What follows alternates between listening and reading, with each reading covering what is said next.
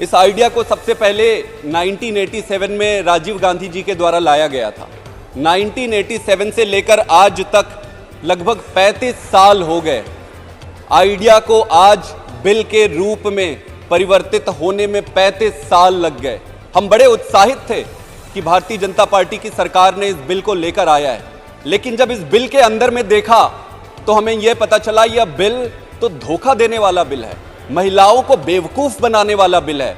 ये बिल महिलाओं को रिजर्वेशन नहीं दे रही है, ये महिलाओं से रिजर्वेशन ले रही है। मैं बताता हूं कि कैसे करेगी। Please kindly check. धोखा और जो शब्द आपने इस्तेमाल किया वो संसदीय है, बोलने में संसदीय शब्दों का ही इस्तेमाल करें। Please you may take the appropriate decision. ये काम आपका है देखना, मेरा नहीं। आप संसदीय शब्दों का ही इस्तेमाल करें। Thank you sir.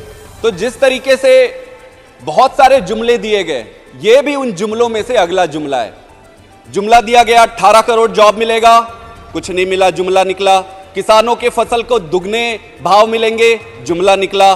काला धन वापस आएगा, जुमला निकला। महंगाई कम करेंगे, जुमला निकला। यह बिल भी जिस तरीके से इस पे पेच अड़ाया गया है उपसभापति महोदय, और मैं डिटेल में बताऊंगा कि कैसे पेच अड़ाया गया है।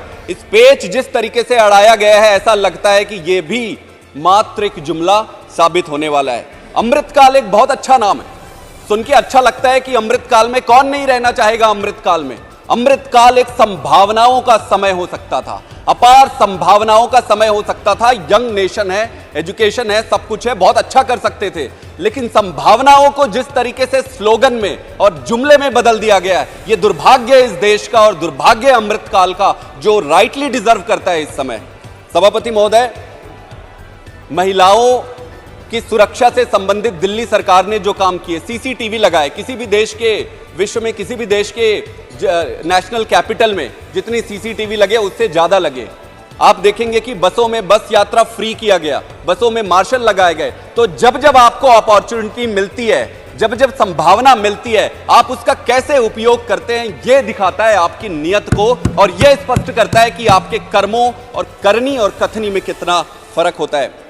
राजीव गांधी जी ने 1987 में एक कमेटी बनाई और उसमें नेशनल पर्सपेक्टिव प्लान फॉर्मुलेट किया गया। इस फॉर्मुलेशन में विमेन रिजर्वेशन को सबसे पहले रखा गया। उसके बाद पीवी नरसिम्हा राव जी ने 1992 में 73वें और 74वें अमेंडमेंट लाकर पंचायत में और कॉरपोरेशंस के इलेक्शन पे 33% रिजर्वेशन लाया गया। उसका आप प्रत्यक्ष प्रमाण देख सकते हैं कि लगभग 15 लाख से ज्यादा विमेन आज पंचायत में और जिला के दूसरे क्षेत्रों में नेतृत्व कर रही हैं। ये जर्नी 1987 से 2023 तक 35-36 साल का सफर कर चुकी है। सभापति महोदय, इस बिल के 3 हिस्से हैं। पहला रिजर्वेशन, जिसमें 33% रिजर्वेशन की बात की जाती है, और जितने रिजर्वेशन SC/ST समुदाय को मिला है उसमें भी 33% रिजर्वेशन की बात करती है। उसके बाद दूसरा हिस्सा है जो महत्वपूर्ण है उपसभापति महोदय, और आपके माध्यम से पूरे देश के सामने मैं ये रखना चाहता हूं, कमेंसमेंट कब से शुरू होगा, कब से लागू होगा, इसके बारे में यह कहा गया है कि पहले सेंसस होगा और सेंसस के बाद फिर डिलिमिटेशन होगा, और डिलिमिटेशन के बाद फिर जाकर यह लागू हो सकता है। अभी नड्डा जी बात कर रहे थे, नड्डा जी ने स्वयं कहा कि 2029 से पहले तो संभव ही नहीं है।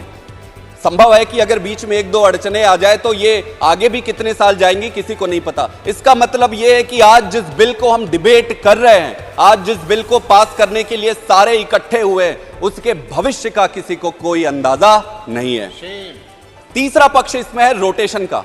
आप देखेंगे कि जब भी रिजर्वेशन की बात होती है, रोटेशन एक बहुत महत्वपूर्ण मुद्दा है। बिना रोटेशन को क्लैरिफाई किए आप कैसे बिल ला सकते हैं? आप एक बहुत बड़े बिल को सामने लेकर आ रहे हैं, उसमें ना तैयारी किया गया है, ना उसमें रोटेशन को रखा गया है प्रॉपरली। पिछली जो बिल आए थे 2008 में या उससे पहले, उसमें रोटेशंस को बड़ा सही या गलत वो अलग बात है, लेकिन उसमें स्पेसिफाई तो किया गया था। इस बार ये लिखा गया है कि डीलिमिटेशन के बाद हर बार रोटेशन किया जाएगा। तो काफी चुनौतियां हैं और कमियां ऐसे लग रही है। अगर इसको क्लोज लुक लेकर देखते हैं उपसभापति महोदय, सबसे पहला प्रश्न जो है वो है जिस तरीके से इस बिल को लाया गया, जिस सिक्रेसी के साथ इस बिल को लाया गया, मुझे समझ नहीं आता। देश का ये इकलौता ऐसा बिल होना चाहिए जिसमें ज्यादा से ज्यादा लोग सहमत हैं।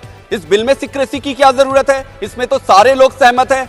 जिस तरीके से इस बिल को लाया गया, ये सीक्रेसी बड़ी विचित्र परिस्थिति है। ये महिला बेवकूफ बनाओ बिल है, और ये बात हम लोग इसलिए कह रहे हैं कि एक भी वादा नरेंद्र मोदी जी जब से आए हैं 9 साल से सत्ता में, एक भी वादा इन्होंने जमीन पे पूरा नहीं किया। ये एक और जुमला लेकर आए हैं जिसमें ये बिल 15 साल में पास होगा कि 20 साल में पास होगा कि 25 साल में पास होगा, कब पास होगा या नहीं होगा कुछ पता नहीं।